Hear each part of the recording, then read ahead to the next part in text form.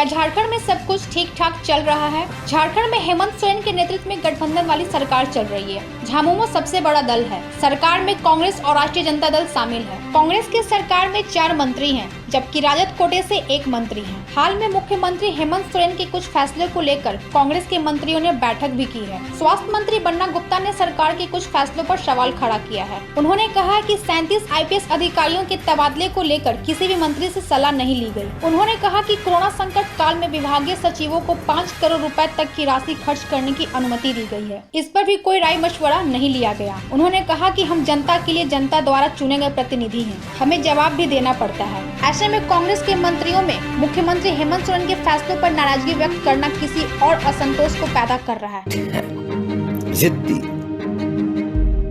तो शाबाश हर जिद्दी सिपाही को जो आज पीछे नहीं हटा।